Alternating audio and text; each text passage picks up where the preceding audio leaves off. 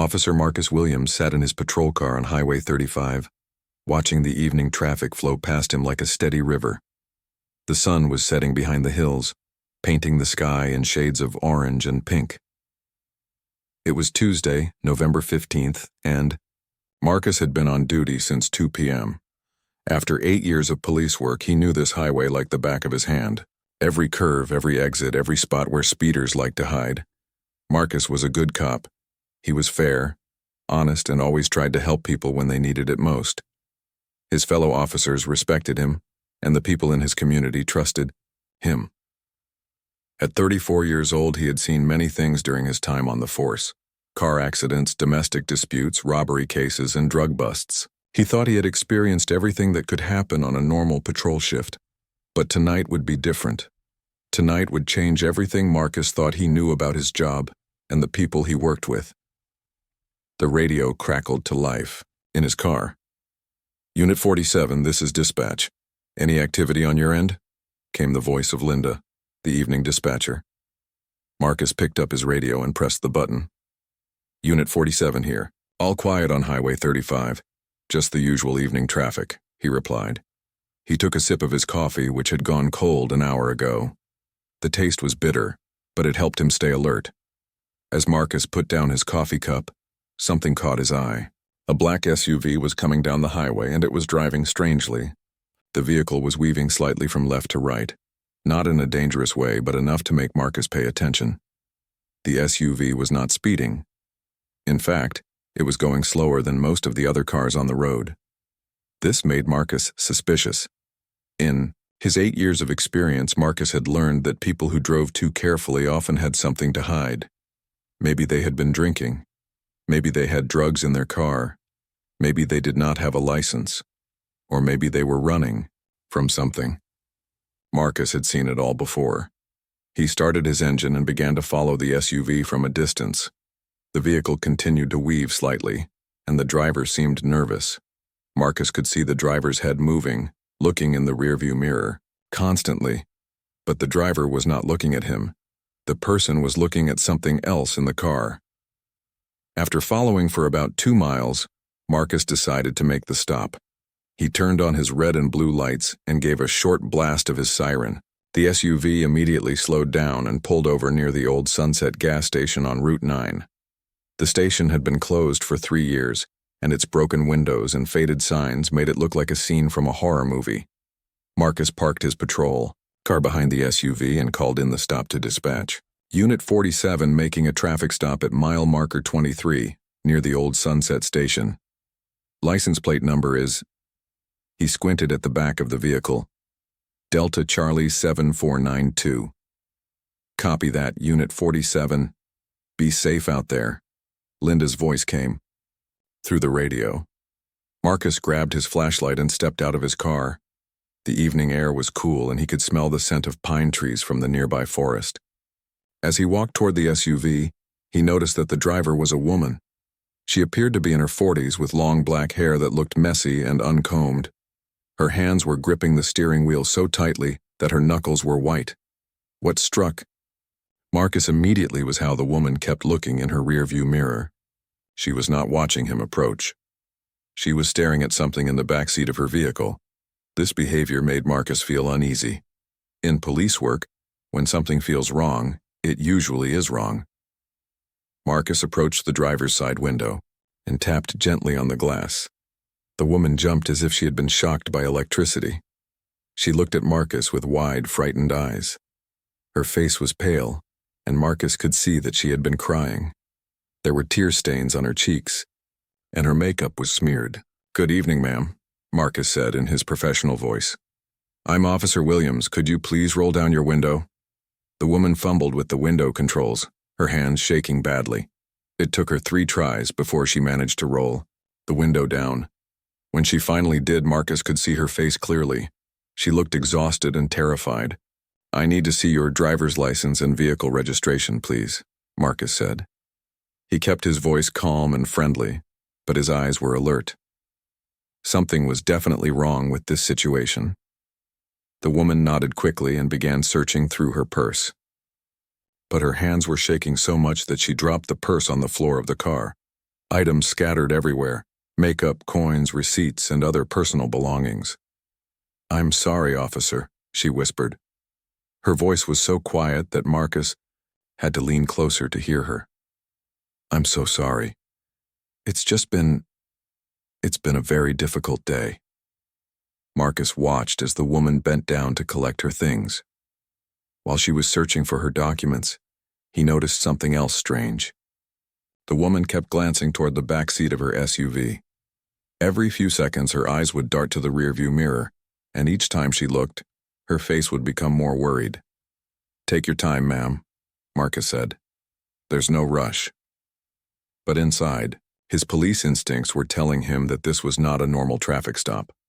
After 8 years on the job, Marcus had developed a sixth sense about these things. This woman was not just nervous about getting a ticket. She was scared about something else entirely.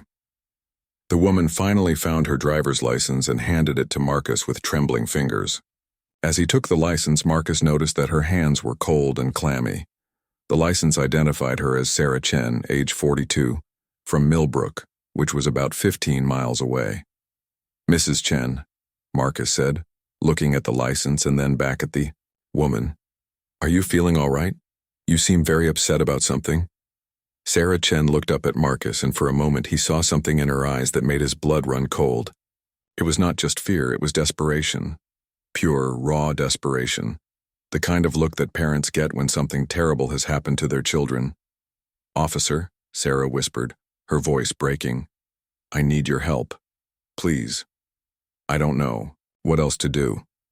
Marcus felt his hand automatically move toward his radio. Whatever was happening here, it was much more serious than a simple traffic violation. His 8 years of experience told him that this night was about to become one he would never forget. Marcus Williams looked at Sarah Chen's driver's license again, then back at her face. The woman was clearly in distress, and her plea for help had caught him completely off guard. In his 8 years as a police officer, Marcus had heard many people ask for help during traffic stops. Usually they wanted help getting out of a speeding ticket or avoiding a fine. But the desperation in Sarah's voice was different. This was real fear. "Mrs. Chen," Marcus said gently, putting away his flashlight and crouching down slightly so he was at eye level with her. "Tell me what's wrong. What kind of help do you need?" Sarah took a shaky breath and wiped her eyes with the back of her hand. Her mascara had run down her cheeks, leaving dark streaks on her pale skin. "It's my son," she whispered. "My son, Tommy. Something terrible has happened to him, and I don't know what to do anymore." Marcus felt his heart rate increase slightly. Cases involving children were always the most serious and emotionally difficult parts of his job. "Is your son hurt? Do we need to call an ambulance?" he asked, already reaching for his radio. "No, wait," Sarah said quickly, holding up her hand. "It's not that kind of emergency, not exactly." She paused and looked in her rearview mirror again. Marcus followed her gaze and tried to see into the back seat of the SUV, but the tinted windows made it impossible to see clearly. "Mrs. Chen, is your son in the car with you right now?" Marcus asked. Sarah nodded, fresh tears streaming down her face. "Yes, he's in the back seat, but officer, something is very wrong with him. He won't talk to me. He won't even look at me. For the past hour, he's just been sitting there staring at nothing. It's like he's not even my Tommy anymore." Marcus stood up and looked more carefully at the SUV. The back windows were dark, but he could make out the shape of someone sitting in the rear seat. "How old is your son, Mrs. Chen?" "He's 14, Sarah replied. "He just turned 14 last month. Officer, my son has been missing for 3 whole days. 3 days! And I just found him an hour ago, but something happened to him during those 3 days. Something terrible." The words hit Marcus like a punch to the stomach. A missing child case was one of the most serious situations a police officer could face. If a 14-year-old boy had been missing for 3 days and was just found, there were specific protocols that needed to be followed immediately. "Mrs. Chen," Marcus said, trying to keep his voice calm and professional. "If your son was missing for 3 days, why wasn't an Amber Alert issued? Why didn't the police contact me about this case?" Sarah's face twisted with anger and frustration. "I tried, officer. I really tried. I called the police the very first night when Tommy didn't come home from school. It was a Friday and Tommy always comes straight home after school. He's a good boy. He doesn't get into trouble. When he wasn't home by dinner time, I knew something was wrong. Marcus pulled out his notebook and began writing down the details. What did the police tell you when you called that first night? They told me that teenage boys do this kind of thing all the time, Sarah said bitterly. The officer on the phone said Tommy was probably just staying at a friend's house without telling me. He said boys that age sometimes rebel against their parents and that I shouldn't worry. He told me to wait 24 hours before filing a missing person report. Marcus winced. He knew that sometimes the system failed families, especially when the missing person was a teenager. Many police departments had policies about waiting before taking missing teen reports seriously, but Marcus had always believed that parents knew when something was truly wrong with their children. What happened after the 24 hours, Marcus asked. I went to the police station on Saturday morning, Sarah continued. I filled out all the paperwork and gave them Tommy's picture. They said they would start investigating, but I could tell they weren't taking it seriously. They asked me if Tommy had been having problems at school, if he had been fighting with me, if he had a girlfriend. They made it sound like it was my fault that he was gone. Marcus felt angry on Sarah's behalf. He had seen cases where police departments didn't respond quickly enough to missing person reports, and it always made him frustrated. Did they eventually start a real investigation? On Sunday, they finally seemed to realize this was serious, Sarah said. By then, Tommy had been gone for 2 whole days. They started calling his friends and checking places where teenagers hang out. But I couldn't just sit at home and wait. I had to do something. I had to find my son myself. Marcus looked at Sarah with new respect. Many parents would have trusted the police completely and waited for them to find their child, but Sarah had taken action to find Tommy herself. Where? Did you look for him? Everywhere, Sarah said. I drove around our neighborhood for hours. I went to the park where Tommy likes to play basketball. I checked the library, the arcade, the fast food places where his friends hang out. I asked everyone I could find if they had seen him. Most people were nice and tried to help, but nobody had seen Tommy since Friday afternoon. How did you finally find him? Marcus asked. Sarah's voice became very quiet. I remembered something Tommy had mentioned a few weeks ago. He was talking with his friend Jake about an old abandoned house in the woods. Tommy said it was creepy but also kind of cool. He said the older kids sometimes went there to hang out because no adults ever went near the place. Marcus knew about several abandoned houses in the area.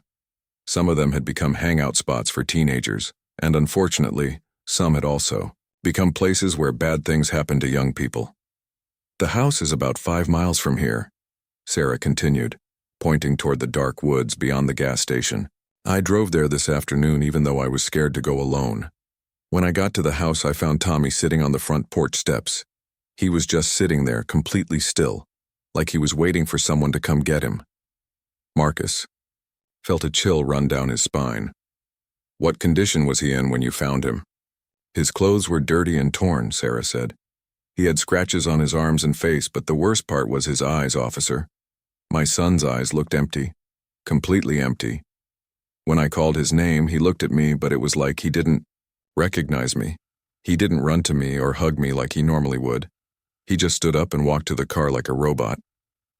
Marcus realized that this situation was much more serious than a simple runaway case. Something had happened to Tommy during those 3 days, and whatever it was had traumatized him badly. Mrs. Chen, Marcus said seriously, I need to see Tommy now. I need to assess his condition and make sure he's safe. Then we're going to need to get him to a hospital and contact the detectives who handle these kinds of cases. Sarah nodded eagerly. Yes, please. Maybe he'll talk to you. Maybe he'll tell you what happened to him during those 3 days. Marcus walked toward the back of the SUV, his heart pounding. Whatever he was about to see in that back seat, he knew it was going to change everything about this case. Marcus Williams walked slowly toward the back of Sarah Chen's SUV, his mind racing with possibilities. In his 8 years as a police officer, he had handled several cases involving missing children. Most of the time, the children were found, safe with friends or relatives. But sometimes the cases ended badly. The scratches on Tommy's arms and his empty expression suggested that something serious had happened during those 3 missing days. As Marcus approached the rear of the vehicle, he noticed that his hands were slightly shaking. He had learned to trust his instincts over the years, and right now, every instinct was telling him that he was about to discover something that would stay with him for the rest of his life. Sarah got out of the driver's seat and walked around to meet Marcus at the back of the SUV. Her face was pale in the dim light from the old gas station, and her hands were trembling as she reached for the door handle. "Officer," Sarah said quietly, "I need to warn you about something. Tommy isn't acting like himself at all. When I found him at that abandoned house, he didn't seem happy to see me. He didn't cry or run to me like I expected. He just looked at me with these blank eyes and followed me to the car without saying a word." Marcus nodded. "Mrs. Chen, has Tommy said anything to you since you found him? Anything at all about what happened during those 3 days? Sarah shook her head sadly. "Nothing. I've been trying to talk to him for the past hour, but he won't respond. I asked him if he was hurt, if someone had taken him, if he needed help, but he just stares straight ahead like he can't hear me. The only time he moves is to hold something tighter in his hand." "What is he holding?" Marcus asked. "I don't know," Sarah replied. "His right hand is closed in a fist around something small. I tried to see what it was, but he won't let go of it. When I tried to gently open his hand, he pulled away from me. It's the only time he's shown any reaction to anything." Marcus took a deep breath and prepared himself for what he might see. "All right, Mrs. Chen, let's take a look at Tommy. I want you to open the door slowly and let me talk to him first." Sarah nodded and carefully opened the rear door of the SUV. The interior light came on, and Marcus got his first clear look at Tommy. Chen. What he saw made his heart sink. The boy was sitting in the middle of the back seat, perfectly straight and still. Tommy appeared to be about average height for a 14-year-old, with black hair like his mother and a thin build. His clothes were indeed dirty and torn, just as Sarah had described. His jeans had holes in the knees, and his blue t-shirt was stained with dirt and what looked like dried blood. But it was Tommy's face that disturbed Marcus the most. The boy's eyes were wide open, but they seemed to be looking at nothing. His expression was completely blank, as if his mind had gone somewhere else entirely. Tommy's skin was pale, and there were several small cuts and bruises on his arms and face. Some of the injuries looked fresh, while others appeared to be a few days old. "Hello, Tommy," Marcus said gently, crouching down so he was at the boy's eye level. "My name is Officer Williams. I'm here to help you and your mom." Tommy didn't respond. He didn't even blink or move his head to look at Marcus. The boy continued staring straight ahead as if Marcus wasn't there at all. Marcus tried again. "Tommy, can you hear me? You're safe now. You're with your mom, and nobody is going to hurt you anymore." Still no response. Marcus noticed that Tommy's right hand was indeed clenched tightly around something. The boy's knuckles were white from gripping whatever he was holding so hard. "Tommy," Marcus said softly, "what do you have in your hand? Can you show me what you're holding?" For the first time since the door had opened, Tommy moved. His eyes shifted slightly toward Marcus, but the blank expression remained on his face. The boy's lips moved as if he was trying to say something, but no sound came out. Sarah leaned forward anxiously. "That's the most response I've gotten from him since I found him," she whispered to Marcus. "Please keep trying." Marcus moved a little, closer to Tommy, being careful not to make any sudden movements that might scare the boy. "Tommy, I know something bad happened to you. I know you're scared and confused right now, but you're safe now. Your mom loves you, and we're going to help you get through this." Tommy's eyes focused on Marcus for just a moment, and in that brief instant, Marcus saw something that made his blood run cold. It wasn't just fear in the boy's eyes, it was a deep, terrible knowledge. Tommy had seen or experienced something that no 14-year-old should ever have to face. "He said," Tommy whispered suddenly, his voice so quiet that Marcus had to lean in to hear him. "What did you say, Tommy?" Marcus asked gently. "Who said something to you?" Tommy's grip on whatever he was holding became even tighter.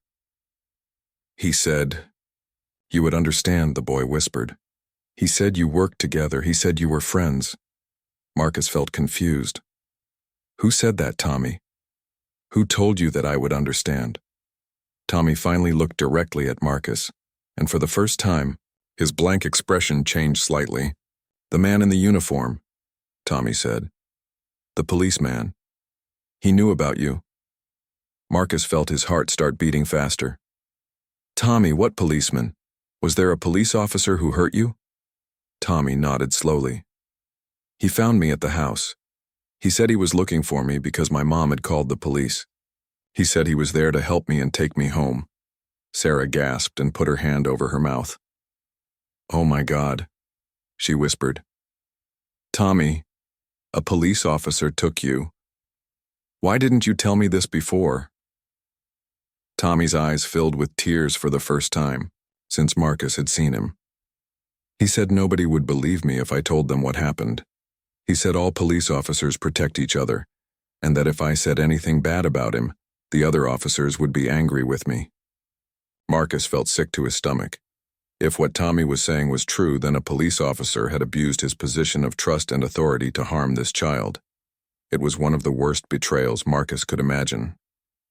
Tommy, Marcus said carefully, this police officer who hurt you, do you remember what he looked like? Can you describe him to me? Tommy's hand trembled as he held whatever was in his fist. I don't have to describe him, the boy whispered. I have his picture. Marcus realized that whatever Tommy was holding so tightly in his hand was a photograph of the police officer who had taken him and done terrible things to him for 3 days. Tommy, Marcus said gently, can you show me the picture? I promise I will believe you, and I promise I will make sure this person can never hurt you or anyone else again. Tommy looked at Marcus for a long moment, as if trying to decide whether he could trust him. Finally, very slowly, the boy began to open his clenched fist. Marcus Williams held his breath as Tommy Chen slowly began to open his clenched fist. The 14-year-old boy's hand was shaking badly, and Marcus could see that his fingers were stiff from holding something so tightly for so long. Sarah Chen stood behind Marcus, one hand covering her mouth, waiting to see what her son had been clutching for the past hour. The evening air felt cold and still around the old gas station. The only sounds were the distant hum of traffic on the highway and Sarah's quiet breathing. Marcus kept his eyes focused on Tommy's hand, knowing that whatever the boy was about to show him would be crucial evidence in understanding what had happened during those 3 missing days. Tommy's fingers slowly uncurled, revealing a small, crumpled photograph. The picture was bent and damaged from being held so tightly, but Marcus could still make out the image clearly. It showed a man in a police uniform smiling at the camera. The photo looked like it had been taken at some kind of police event or ceremony. Marcus squinted at the photograph, trying to get a better look at the man's face. Something about the person in the picture seemed familiar, but the lighting from the old gas station wasn't very good. He pulled out his flashlight and shined it gently on the photo. What Marcus saw next made his blood turn to ice in his veins. The man in the photograph was Detective Ray Morrison, Marcus's former partner and mentor. Ray had worked with Marcus for 5 years before retiring 6 months ago. He was a well-respected officer with 25 years of experience on the police force. Ray had taught Marcus everything he knew about being a good cop. They had solved dozens of cases together and had remained close friends even after Ray's retirement. Marcus felt like the ground was falling away beneath his feet. His hands began to shake as he stared at the photograph. This couldn't be right. There had to be some mistake. Ray Morrison was one of the most honest and dedicated police officers Marcus had ever known. Ray was the kind of cop who always did the right thing, no matter how difficult it was. Tommy, Marcus said, his voice barely above a whisper. Where did you get this photograph? Tommy looked up at Marcus with those same empty, haunted eyes. He gave it to me, the boy said quietly. On the first day, when he found me at the abandoned house. He said he wanted me to remember his face. He said I should keep the picture so I would never forget who was in charge. Sarah gasped and took a step closer. Officer Williams, do you know this man? Do you recognize him? Marcus couldn't answer right away. His mind was racing, trying to process what he was seeing and hearing. Ray Morrison had been like a father figure to him. Ray had been at Marcus's police academy graduation. He had been the best man at Marcus's wedding. They had shared countless meals together, talking about their cases and their families. "Tommy," Marcus said, trying to keep his voice steady, "tell me exactly what happened when this man found you at the house." Tommy's voice was flat and emotionless as he began to speak. "I was exploring the old house with my friend Jake after school on Friday. Jake got scared and went home, but I wanted to look around some more. I was in one of the upstairs rooms when I heard a car pull up outside." Marcus listened carefully, writing down every detail in his notebook. Each word Tommy spoke felt like a knife cutting through his heart.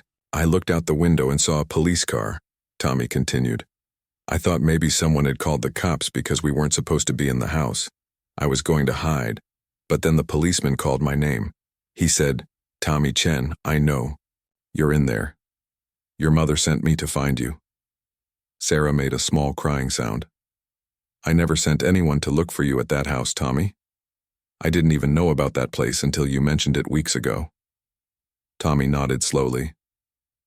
"I know that now, Mom. But at the time I believed him. He was wearing a police uniform and driving a real police car. He seemed to know all about me, my full name, where I lived, what school I went to. He even knew about you, Mom, and where you worked." Marcus realized with growing horror that Ray Morrison would have had access to all of this information. As a detective working on missing person cases, Ray would have been able to read Tommy's file and learn everything about the family. "What happened after he called your name?" Marcus asked. "I came downstairs and went outside," Tommy said. "He was very friendly at first. He said that my mom was worried sick about me, and that he was there to take me home safely. He said I wasn't in any trouble for being in the abandoned house." Tommy paused for a moment, and Marcus could see tears starting to form in the boy's eyes. "Then what happened, Tommy?" Marcus asked gently. "He told me to get in his police car," Tommy continued. "He said he needed to ask me some questions about why I was at the house and who I was with. He said it was just routine procedure and that he would drive me home afterward." Marcus felt sick to his stomach. Ray Morrison had used his position as a police officer to gain Tommy's trust and cooperation. The boy had no reason to suspect that a uniformed police officer would want to hurt him. "But he didn't take you home, did he?" Marcus said. Tommy shook his head. "No. Instead of driving toward my house, he drove deeper into the woods. When I asked him where we were going, he said he needed to take me to a special place where we could talk privately. He said there were some things he needed to teach me about life." Sarah was crying openly now, and Marcus had to fight back his own tears. He had never felt so betrayed and angry in his entire life. "Tommy," Marcus said, "I need you to know that what this man did to you was completely wrong. Real police officers don't behave this way. Real police officers protect children, they don't hurt them." Tommy looked at Marcus with a mixture of hope and doubt in his eyes. "He told me that all police officers stick together," the boy said. "He said that if I ever told anyone what happened, the other cops would call me a liar and would make sure I got in trouble instead of him." Marcus knelt down so he was at Tommy's eye level. "Tommy, I am a police officer, and I am telling you right now that I believe every word you're saying. This man used his badge and uniform to trick you and hurt you. What he did was not only wrong, it was criminal. And I promise you that I will make sure he pays for what he did to you." For the first time since Marcus had met him, Tommy's blank expression began to change. A tiny spark of hope appeared in his eyes. "You really believe me?" Tommy whispered. "I absolutely believe you," Marcus said firmly. "And now I need you to help me make sure this man can never hurt another child again." Marcus Williams looked at the crumpled photograph of Detective Ray Morrison one more time, then carefully placed it in an evidence bag. His hands were still shaking, but his mind was now focused on one thing: making sure that Ray Morrison could never hurt another child again. The betrayal cut deep into Marcus's heart, but he pushed those feelings aside. Right now, Tommy Chen needed him to be strong. "Tommy," Marcus said gently, "I know this is very difficult for you, but I need you to tell me everything that happened during those 3 days. I need to know so I can build a strong case against this man. Tommy nodded slowly. For the first time since his mother had found him, the boy seemed willing to talk. After he drove me into the woods, he took me to an old cabin. It was hidden behind a lot of trees, and I don't think anyone else knew about it. He said it was his special place where he brought children to teach them important lessons about life. Sarah Chen put her hand on her son's shoulder. Tommy, you don't have to tell us everything right now if it's too hard, she said softly. But Tommy shook his head. No, Mom. Officer Williams is right. I need to tell someone what happened so this man can't hurt other kids. Marcus felt proud of Tommy's courage. Many child victims were too scared or traumatized to speak about their experiences, but Tommy was, finding the strength to help other children by sharing his story. He kept me in that cabin for 3 days, Tommy continued. During the day he would leave for a few hours, but he always came back. He told me he was going to work at the police station and that he was helping to search for me. He said he was the one in charge of finding missing children, so nobody would suspect that he was the one who had taken me. Marcus realized that Ray Morrison had been playing a sick game. While the police department was searching for Tommy, Ray was actually the one who had kidnapped him. Ray had probably even volunteered to help with the search, knowing that it would keep suspicion away from him. Did he hurt you, Tommy? Marcus asked carefully. Tommy's face became sad and angry at the same time. He did things to me that I didn't understand. He said they were games that adults and children sometimes play together, but they didn't feel like games to me. They made me feel scared and dirty.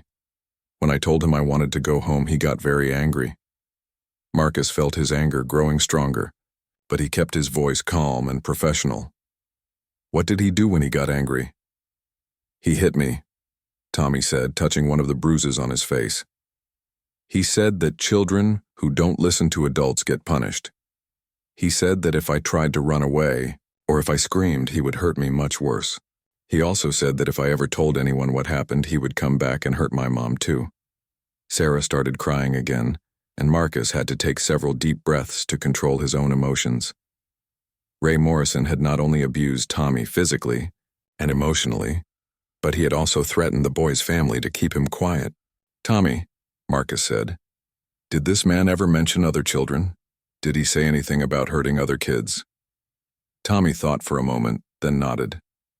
On the second day, he showed me some pictures on his phone. They were pictures of other children, boys and girls around my age. He said these were some of his other students who had learned important lessons from him. Some of the kids in the pictures looked scared, just like I felt. Marcus's heart sank. If Ray Morrison had pictures of other children, it meant that Tommy was not his first victim. There were probably other kids who had suffered the same terrible experiences that Tommy had endured. Do you remember anything else about those pictures? Marcus asked. Some of the children were wearing school uniforms from different schools in our area, Tommy said. I recognized the uniforms from Jefferson Middle School and Riverside Elementary. The man said he had been teaching children important lessons for many years. Marcus made notes about everything Tommy was telling him. This information would be crucial for the investigators who would be working on the case. They would need to check missing children reports from all the local schools to see if there were other victims. Tommy, Marcus said, you've been incredibly brave in telling me all of this. Now I need to ask you one more important question. How did you finally get away from this man? Tommy's expression became more alert as he remembered his escape. On the third day, he left the cabin to go to work like usual. But this time, he forgot to lock one of the windows properly. I had been watching him every day trying to figure out how to escape. When I realized the window was unlocked, I climbed out and ran as fast as I could through the woods. How did you end up back at the abandoned house where your mom found you? Marcus asked. I got lost in the woods for a while, Tommy explained. But eventually I found a trail that led back to the old house where everything started. I sat on the porch steps because I didn't know where else to go. I was too scared to go home because the man had said he knew where I lived. I thought maybe, if I stayed at the house, someone would find me there. Marcus realized that Tommy had been incredibly smart and resourceful. Despite being traumatized and scared, the boy had managed to escape from his captor and find his way to a place where his mother could locate him. Tommy, you did exactly the right thing, Marcus said. You were brave and smart, and because of your courage, we're going to be able to stop this man from hurting any more children. Marcus stood up and pulled out his radio. It was time to call for backup and start the process of arresting Ray Morrison. This was going to be one of the most difficult arrests of Marcus's career, but it was also one of the most important. "Dispatch, this is Unit 47, Marcus said into his radio. "I need immediate backup at my location. I also need Child Protective Services and a detective from the Special Victims Unit. We have a serious child abuse case involving a current or former member of law enforcement." "Copy that, Unit 47. Units are en route. ETA 5 minutes. Marcus looked at Tommy and Sarah. "Help is coming," he said. "Tommy, you're going to be okay. We're going to get you to a doctor to make sure you're healthy, and then we're going to make sure that Ray Morrison never has the chance to hurt another child again." As the sound of sirens grew closer, Marcus made a silent promise to himself. He would dedicate his career to protecting children like Tommy and making sure that people who abuse positions of trust are held accountable for their crimes. Ray Morrison had betrayed everything that police officers are supposed to stand for, but Marcus would make sure that justice was served. The truth had shattered everything Marcus thought he knew about his mentor, but it had also shown him what kind of police officer he truly wanted to be.